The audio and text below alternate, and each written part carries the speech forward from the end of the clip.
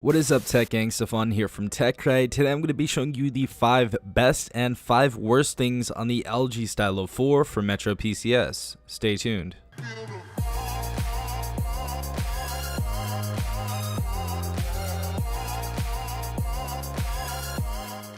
Alright guys, so we're going to be starting off with the cons, and the first thing that I hate about this phone is the stylus location. This honestly has one of the worst stylus locations I have ever seen on a stylo phone. Usually with our stylo series, it is flush to the body, as you guys saw with the stylo 3, even stylo 2 and stylo 1, but this is the most awkward stylus location I have ever seen. First of all, most people are right-handed, and you're actually going to have to take out the stylus from the bottom of the phone.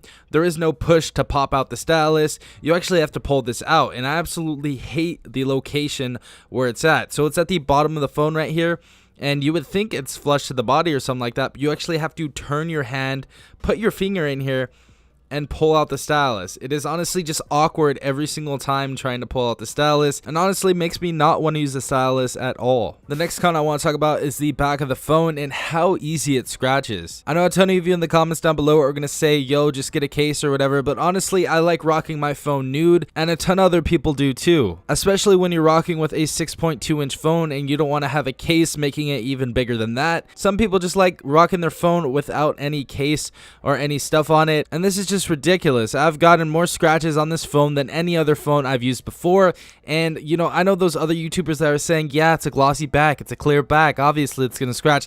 I have had no phones like this. I've reviewed over 120 phones on this channel. I brought all of those phones to this channel. Some of them even had the same thing, like the Aristo 2, and it didn't scratch this bad. This is honestly LG's bad, and they honestly have to think about making a better build next time, because this back on this phone is definitely a no-go. Next con definitely has to be the speaker. The speaker is one of the weakest speakers I have ever used on a budget phone before. I didn't think it was that bad at first, but comparing it to other speakers, this is absolutely horrible. First of all, they didn't mess up with the speaker placement because it is at the bottom of the phone instead of the back, but this is a horrible speaker. The speaker is tinny and just very, very faint. Obviously, through video, it's not going to show you justice, but if you actually use the phone, it just sounds like you're listening to a video through a tin can, and it's just honestly really, really bad. The next con definitely has to be that we have no laser autofocus on this phone. We do have laser autofocus on the E5 Super from Cricket, and honestly, this isn't a huge con, but it does piss me off when I'm trying to shoot a photo and it won't focus as fast as I want it to. And the final and fifth con that I want to talk about this phone is the 2GB of RAM. Honestly, for me, it's not that bad. 2GB of RAM is pretty decent inside of a budget phone, but you guys really need to up these budget phones to 3GB of RAM. It's just getting ridiculous. We're in 2018 now.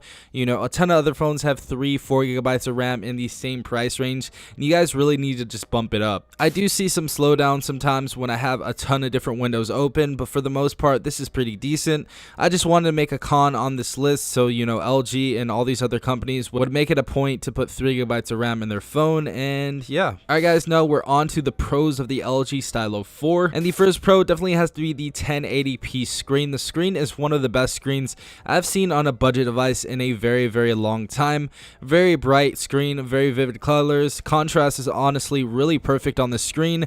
TFT display, but the viewing angles are still really good on this device, and I honestly haven't had any complaints as far as the screen goes so far. We even have that 18:9 aspect ratio that we're seeing on all the new phones today. So pretty cool stuff. Another pro that I honestly really respect about this phone is, yes, the speaker is crap, but you know, I really don't use the speaker on phones anyways. I mostly use headphones, and when it comes to headphones, DTS 3D surround audio is honestly really good. You can customize your listening experience for whatever type of music you're listening to, and it's just honestly a really good experience, and it sounds like it's noise canceling when you put on your headphones. So really cool stuff with this DTS audio. On the other hand, the speaker is still trash though. But for all of you people who don't use a speaker and use headphones like me, then you're gonna have a really good experience with the LG Stylo 4. The next pro definitely had to be the price. I got this phone for $79 with the unlimited plan, and it came out to just $140. If you go to Cricket Wireless, I think if you get a plan and pay tax and the activation fee and everything else, it's over $300, and I am never going to pay over $300 for this phone at Cricket Wireless.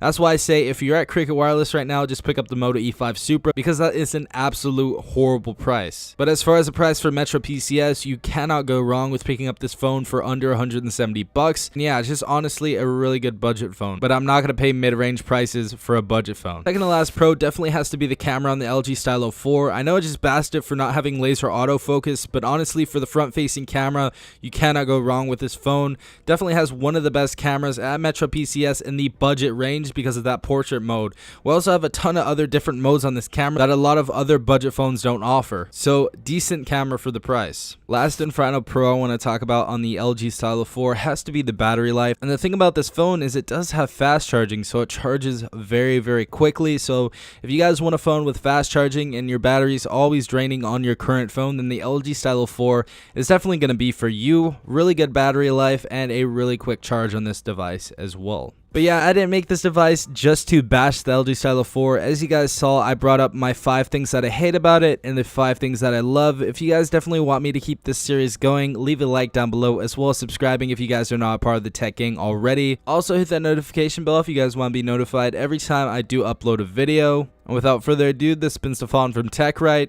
Peace out, tech gang.